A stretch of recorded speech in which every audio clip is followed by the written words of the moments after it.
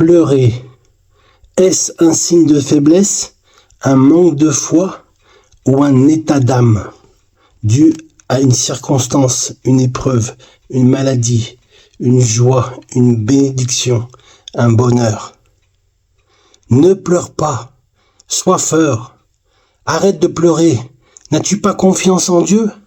Pourquoi tu pleures? On dirait un bébé. Depuis notre plus tendre enfance, on nous fait comprendre une chose: pleurer est un signe de faiblesse, d'immaturité et de vulnérabilité. Dans bien des cas, on se sentait obligé de dérouler nos émotions, de les cacher, de les intérioriser, afin de paraître plus fort, grand, plus mature et plus résistant à l'épreuve du temps. Ce que nous ignorons, c'est le fait de se laisser aller, de ne pas retenir ses larmes et d'oser pleurer quand on en ressent le besoin, est un signe de courage et d'intelligence émotionnelle. C'est là qu'on lâche prise, c'est là que les nerfs lâchent, c'est là que les larmes coulent. Rassure-toi, cela n'a strictement rien à voir avec un manque de force et encore moins un manque de foi. Voyons ce qu'il en est. Ne fais pas semblant d'être impassible. Pleure si tu en as envie. Enfant ou adulte, homme ou femme, nous serons tous à un moment donné confrontés à des situations difficiles. Ce sont des situations qui peuvent susciter des émotions, de vives émotions, comme la tristesse, la rancœur, la colère, la frustration, le désarroi, la déception ou encore la joie, le bonheur et la grâce de vivre un événement heureux. Plus ces émotions sont intenses, plus nous ressentons le besoin de les extérioriser et de les exprimer. Pour ce faire, nous avons des outils à notre disposition. Quand les mots nous manquent, quand nous ne pouvons avoir recours à aucun geste, quand ceux-ci ne suffisent pas toujours, alors les larmes viennent donner un sens à nos sentiments et à nos ressentiments intérieurs. Par contre, si nous essayons de nous contenir, de nous empêcher de pleurer, alors qu'on en éprouve le besoin, de faire semblant d'être fort et impassible, nous sommes en train de nous faire du mal à nous-mêmes.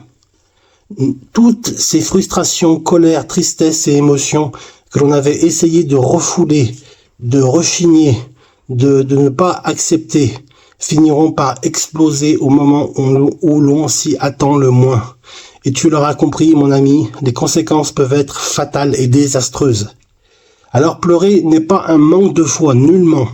C'est un signe de courage, que tu as décidé de tout lâcher, de lâcher le fardeau qui te pèse, lâcher tout ce que tu as, tellement tu es malheureux, tellement tu es épris de douleur et de sentiments à l'égard de l'événement qui vient de se passer. Ou parfois c'est un sentiment de bonheur, c'est la joie d'une naissance, d'être grand-père ou grand-mère, ou d'avoir un enfant qui se marie. Alors tu traverses une épreuve difficile, tu viens de perdre ton travail, c'est douloureux, c'est pénible, ça crée de l'anxiété, c'est anxiogène pour toi. Quelqu'un que tu aimes vient de mourir, ta vie te semble chaotique, tous tes projets se sont volatilisés, envolés, tout a été mis à sac par l'ennemi de ton âme. Tu n'as toujours pas été guéri de ta maladie. Pleure si tu en as envie, pleure. Surtout ne te retiens pas. Les autres te diront que ta foi n'est pas assez solide et n'est pas assez forte, que tu n'es pas assez forte pour vivre ce que tu vis, que tu n'as suffisamment pas confiance en Dieu, que tu n'es pas assez mature spirituellement, qu'il faut que tu grandisses, etc., etc., etc. Mais ils se trompent.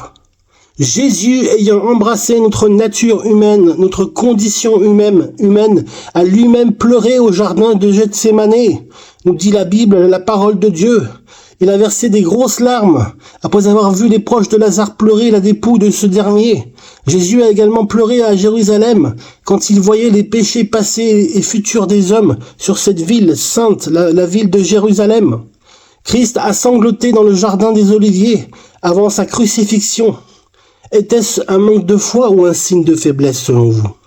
Bien évidemment que non. Les personnes qui osent pleurer montrent qu'elles sont assez courageuses pour accepter leurs émotions et la réalité de la vie.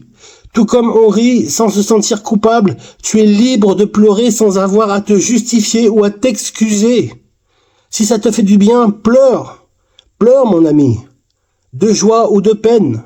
Si tu pleures lors d'un événement douloureux, cela ne signifie pas que tu as perdu ta foi ou que tu n'as plus confiance au plan parfait et divin du Seigneur.